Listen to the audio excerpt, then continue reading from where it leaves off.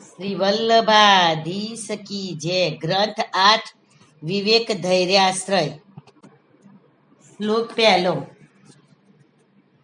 વિવેક ધૈર્ય સતતમ રક્ષણીય તથાશ્રય વિવેકસ્તુ હરિ સર્વ નિજેચ્છાત કરીષદી. શ્રી વલ્લભાધીશ કી જય. ગ્રંથ 8મો વિવેક ધૈર્યાશ્રય. શ્લોક 1. વિવેક તથા ધૈર્ય હંમેશા રાખવા તથા એ બેઉની સિદ્ધિને માટે આશ્રય પણ હંમેશા રાખવો. તેમાં પ્રથમ વિવેક તો તે છે જે પ્રભુ હરિ છે, અર્થાત ભક્તોના દુઃખ તથા પાપ પ્રતિબંધ હરવાવાળા છે તેમ સમજવું. એટલે પોતાના પ્રયત્નથી સિદ્ધ થાય તેવા લૌકિક તથા ભગવત સેવામાં ઉપયોગમાં આવે તેવા અલૌકિક સઘળા કાર્ય ભગવાન જ સિદ્ધ કરશે. તેથી સેવા છોડીને પોતાના પ્રયત્ન વગેરે કરવા નહીં, તે પ્રથમ વિવેક છે.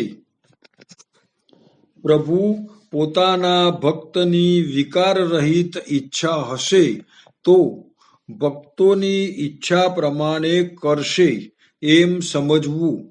તેથી પોતાના ભક્તોને જે ઇષ્ટ છે તે પ્રભુ પોતાની ઈચ્છાથી જ સિદ્ધ કરશે. તેથી પ્રાર્થના કરવી નહીં, તે બીજો વિવેક છે. શ્લોક 2. પ્રાર્થિતે વા તતઃ કી સ્યાત સ્વાભિપ્રયાસ સ્યાત સર્વત્ર તસ સર્વહિ સર્વ સામર્થ્યમેવ ચ. શ્લોક 2. ભગવાન પોતાની ઈચ્છાથી જ આપશે, ઈચ્છા નહીં હોય તો નહીં આપે. તેથી પ્રાર્થના કરીને સ્વધર્મની હાનિ શા માટે કરવી એમ સમજવું, તે ત્રીજો વિવેક છે. પ્રભુએ મારો અંગીકાર કર્યો છે, તેથી જરૂરી એવું મને આપશે એવો નિશ્ચય કરીને મારે સેવા જ કરવી છે, સેવા છોડવી નથી, તે ચોથો વિવેક છે. શ્લોક 3. અભિમાનસ્ત્ર સંત્યાજ્ય સ્વામિદ્નત્વ ભાવનાતઃ વિશેષત શ્વેતદાજ્ઞાઃ શાર્દત કરણ ગોચર. શ્લોક 3. સ્વામીને આધીન સઘળું છે એવી ભાવનાથી વાસના સહિત અભિમાનનો ત્યાગ કરવો. દહ્યાદિકમાંથી અભિમાન ત્યજીને દહ્યાદિક સઘળું ભગવાનમાં અર્પિત કર્યું છે, તેથી બધું જ સઘળું ભગવદ આધીન છે એવી ભાવના કરવી. પ્રભુ સેવા જ કરવી. પ્રભુ સંબંધ સિવાયના કાર્યમાં દોષરૂપ બુદ્ધિ હોવાથી બીજા કાર્ય કરવા નહીં, તે પાંચમો વિવેક છે.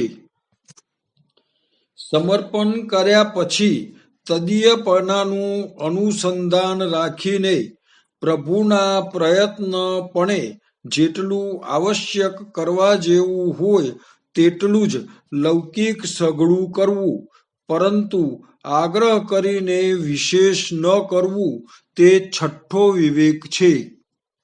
શ્લોક 4 અને 5. આપદ ગદ્યાદિ કાર્યેષુ હઠસ્ત્યાજ સર્વદા અનાગ્રહસ્ય સર્વત્ર ધર્માધર્માગ્રદર્શનમ વિવેકોપ્યો સમાખ્યો તો ધૈર્ય તુ વિનુરુપ્યતે. શ્લોક 4 અને 5. દેવું કરીને નિયમાનુસાર સઘળું કરવું એવી હઠ સર્વથા ન કરવી, પરંતુ વિના પ્રયત્ને જે મળે તેમાં સંતોષ રાખીને તેટલું જ પ્રભુને અર્પણ કરવું અને વિશેષનો આગ્રહ ના રાખવો, કેમ કે પુષ્ટિમાર્ગની મર્યાદાથી પ્રભુને ભક્ત જે કંઈ સમર્પણ કરશે તે પ્રભુ સાક્ષાત અંગીકાર કરશે જ. જ્યાં પ્રભુ સંબંધી કાર્યમાં પણ હઠ ન કરવી, ત્યાં લૌકિક કાર્યમાં તો હઠ સર્વથા ન કરવી એ સાતમો વિવેક છે. ભગવત સેવાને છોડીને પણ સ્મૃતિ તથા શ્રુતિમાં કહેલા ધર્મોનું આચરણ કરવું એવો આગ્રહ સર્વથા ન કરવો. ભગવાનનો સંબંધ જેમાં હોય નહીં તેવા સગળા કાર્યમાં અનાગ્રહ જ રાખવો તે આઠમો વિવેક છે.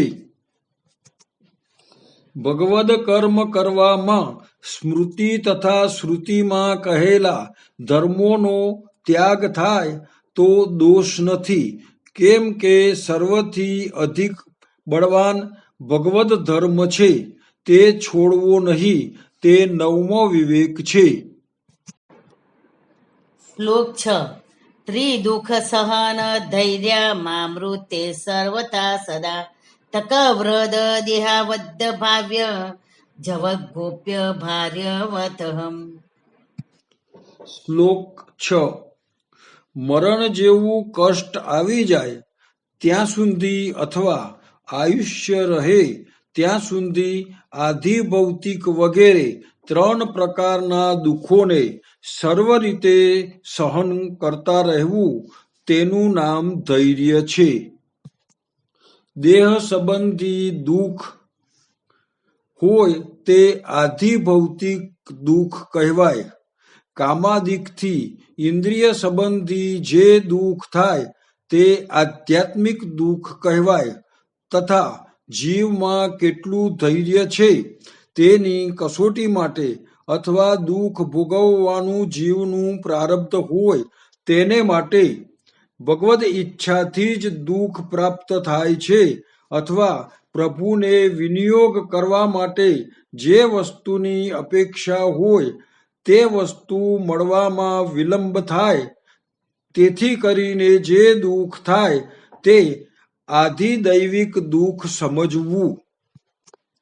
આ 3 પ્રકારના દુઃખ થાય ત્યારે દેહ, ઇન્દ્રિય તથા ચિત્ત વ્યાકુળ થાય ત્યારે સેવા સિદ્ધ ન થાય.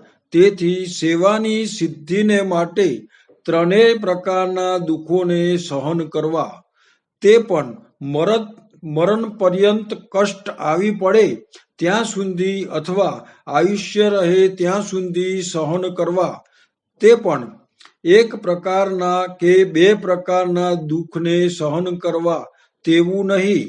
તમામ પ્રકારના દુઃખોને સહન કરવા, પ્રારબ્ધ ભોગ ભોગવ્યા બાદ ભગવાન ફળ આપશે એવા ધૈર્યથી દુઃખ સહન કરવું.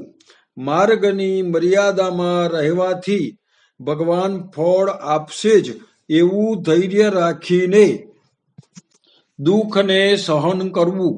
દેહ સંબંધ જે સ્ત્રી પુત્ર વગેરે કરે તેને સહન કરવું. સ્ત્રી વગેરે અનુકૂળ હોય તો તેઓની પાસે સેવાદિક કરાવવા. સ્ત્રી ઉદાસીન હોય તો પોતાના હાથે જ કરવા તથા પ્રતિકૂળ હોય તો ઘરનો ત્યાગ કરવો. શ્લોક 7. પ્રતિકારો યદચ્છાત સિદ્ધ નાગ્રહી ભવિત ભાર્યાદીના તથા યસ્સ મસ્ત કર્મ સહિત. શ્લોક 7. ભગવદ ઈચ્છાથી દુઃખની નિવૃત્તિનો ઉપાય અગર સિદ્ધ થઈ જાય તો ગૃહનો ત્યાગ કરવામાં આગ્રહવાળા ના થવું.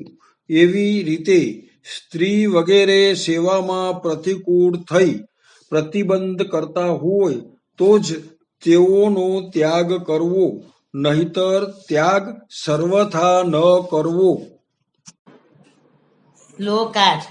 સ્વામી નિદ્રાગ્નિ કાર્યાણી કાય વામન સાધ્યત અસુરેણાપી કર્તવ્ય સ્વસામર્થ્ય ભાવનાથ. શ્લોક 8. કાયા વાણી તથા મન વડે પોતાના ભોગને માટે ઇન્દ્રિયોના કાર્યોને છોડવા, દુઃખ સહન કરવાની પોતાની શક્તિ ન હોય તો પણ પોતાનું સામર્થ્ય નથી એવી ભાવના કરીને દુઃખ સહન કરવા, એટલે પોતાના ભોગને માટે ઇન્દ્રિયોનું કાર્ય કરે તેમાં સેવામાં પ્રતિબંધ થાય. તેથી કાયિક, વાચિક તથા માનસિક ઇન્દ્રિયોના કાર્યને છોડવા. શ્લોક 9. અશક્ય હરિરેવાસ્તિ સર્વસામર્થસ્રો ભવિતઃ યત સત્સ મનોત્રામાં શ્રયો તો નિરૂપ્યતે. શ્લોક 9. જ્યારે પોતાની અસમર્થતા હોય ત્યારે હરિ જ રક્ષક છે એમ સમજી આશ્રય દ્રઢ રાખે તો સર્વ કંઈ સિદ્ધ થાય. આ ધૈર્યનું સ્વરૂપ કહ્યું. આમ જે જીવ સેવામાં પ્રવૃત્ત થયો છે તેને વિવેક ધૈર્યાશ્રયની સ્થિતિમાં શક્તિ ન હોય ત્યારે હરિ જ એકમાત્ર શરણ છે એવી ભાવના કરવી. કેમ કે હરિ ભક્તોના સર્વ દુઃખના હર્તા છે. તે કૃપા કરીને સઘળું સંપાદન કરશે. તેથી કહે છે કે આશ્રયથી સર્વ સિદ્ધ થાય. એટલે કે અશક્ય હોય તે પણ હરિના આશ્રયથી સઘળું સિદ્ધ થાય છે. અહિક તથા પારલૌકિકની સિદ્ધિ માટે તેને કેવળ હરિના શરણની જ ભાવના કરવી, પરંતુ સેવા છોડી બીજા સાધન કરવા નહીં. શ્લોક 10 અને 11. દુઃખ હાનો તથા પાપે ભયે કામાદિપૂરણે ભક્ત દ્રોહે ભક્ત ભાવે ભક્ત સ્મૃતિ ક્રમે કૃતે અશક્ય વા સુશક્ય વા સર્વથા શરણમ હરિ. શ્લોક 10 અને 11. દુઃખની હાનિમાં, પાપના નિવારણમાં, ભયમાં, કામના અર્થની પૂર્તિમાં ભક્ત પોતાનો દ્રોહ કરે અથવા આપણાથી ભક્તનો દ્રોહ થઈ જાય તેમાં ભક્તિના અભાવમાં ભક્ત અતિક્રમ કરે તેમાં અશક્યમાં તથા સુશક્યમાં સર્વથા હરિ જ શરણ છે. ભક્તિ માર્ગમાં પ્રવૃત્ત થયા અગાઉ પ્રમાદથી કંઈક પાપ થયું હોય અથવા સેવામાં પ્રવૃત્ત થયા પછી દેહ તથા ઇન્દ્રિયાદિક વગેરેથી ભગવદ અપરાધ વગેરે રૂપ પાપ થઈ જાય તો તેની નિવૃત્તિ માટે શરણની જ ભાવના કરવી, બીજા સાધન કરવા નહીં. પોતાનાથી થઈ શકે નહીં તેવા કાર્યમાં અથવા પોતાનાથી થઈ શકે તેવા કાર્યમાં પણ શરણની જ ભાવના કરવી. શ્લોક 12 અને 13. અહંકાર કૃતે ચૈવ પોષણ રક્ષણે પોષ્યાતિક્રમણે ચૈવ તથા તેવાસ્તિ ક્રમે અલૌકિક મનઃ સિદ્ધો સર્વથાં શરણમ હરિ એવં ચિતે સદા ભાવ્ય વાચાય પરિકીર્તયતમ. શ્લોક 12 અને 13. જીવ સ્વભાવથી કોઈની પાસે અહંકાર કરવામાં, પોષણ કરવાને યોગ્ય હોય તેવાઓનું પોષણ તથા રક્ષણ કરવામાં, સ્ત્રી વગેરે પોષિતોથી થતા અતિક્રમમાં તથા શિષ્ય તરફથી થતા અતિક્રમમાં તથા અલૌકિક મન સિદ્ધ થવામાં એમ સર્વ અર્થમાં હરિ જ શરણ છે. એ પ્રકારે હંમેશા ચિત્તમાં ભાવના કરવી. ચિત્તને જ્ઞાનપણું ન થયું હોય તો પણ વાણીથી શ્રી કૃષ્ણ શરણમ એ પ્રકારે કહ્યા કરે. કાયાથી સેવા કરવી, મન વડે ભાવના કરવી ને વાણીથી ઉચ્ચાર કરવો. આ રીતે ત્રણેય પ્રકારની શરણાગતિ નિરૂપિત કરી છે. શ્લોક 14. અનસ્ય ભજતે તત્ર સ્વતો ગમનમેવ ચ પ્રાર્થના કાર્યમાત્રેણ તતો યત્ર વિવર્જતે. શ્લોક 14. અન્ય દેવનું ભજન કરવું નહીં તથા અન્ય દેવની પાસે સામે ચાલીને જવું નહીં, તેમજ કોઈ પણ કાર્ય માટે પ્રાર્થનાના હેતુથી પણ પોતાના સ્વામી સિવાય અન્ય કોઈ દેવ પાસે ન જવું, પ્રભુ સિવાય અન્યનું ભજન અને અન્યની પાસે અપેક્ષા પણ છોડવી. શ્લોક 15. અવિશ્વાસો ન કર્તવ્ય સર્વથા બાધકસ્તુ સહ બ્રહ્મસ્ત્ર ચાતકો ભાવ્યો પ્રાપ્ત સેવેતે નિર્મમમ. શ્લોક 15. અવિશ્વાસ કરવો નહીં, કેમ કે તે સર્વથા બાધક છે. આમ શરણાગતિમાં અવિશ્વાસ કરવો નહીં. અવિશ્વાસથી અન્ય ધર્મનો સંબંધ થાય તો શરણ ધર્મ જ નષ્ટ થઈ જાય. શરણાગતિમાં વિશ્વાસ કરે તો ભગવાન સ્વયં સઘળું સિદ્ધ કરશે. એમ વિશ્વાસ કરીને શરણમાં સ્થિતિ રાખે, તેમાં પ્રયત્ન વિના ભગવદ ઈચ્છાથી જે પ્રાપ્ત થાય તેમાં મમતા રહિત થઈને પ્રભુની સેવા કરે. જે પ્રાપ્ત થાય તે સર્વ પ્રભુમાં વિનિયોગ કરે. શ્લોક 16. યથાર્થચિત કાર્યાણિ કુર્યાદુચ્ચમાય પહિ કિવા પ્રોક્તેન બહુના શરણે ભાવયે દૃઢમ. શ્લોક 16. લૌકિકમાં આસક્ત અજ્ઞાની મનુષ્ય જેવી રીતે કાર્ય કરે તેવી રીતે જ્ઞાની પણ લોકોને શીખવવા માટે કર્મ કરે તો પણ તે દોષ નથી. તેમાં સર્વત્ર શરણની જ ભાવના રાખવી. શ્લોક 17. એવમાશ્રણ પ્રોક્ત સર્વેષા સર્વદા હિતમ કલો ભક્ત્યાદિ માર્ગો હિ દુસાધ્યા ઇતિ મે મતિ. શ્લોક 17. આ રીતે સઘળા જીવોને સદા હિતરૂપ આશ્રયનું સ્વરૂપ કહ્યું છે. કલિયુગમાં ભક્તિ વગેરે માર્ગ અતિ દુસાધ્ય છે એવી મારી મતિ છે. આથી સર્વ જીવોને સર્વ વર્ણ તથા આશ્રમમાં શરણ જ સર્વદા હિતકારી છે.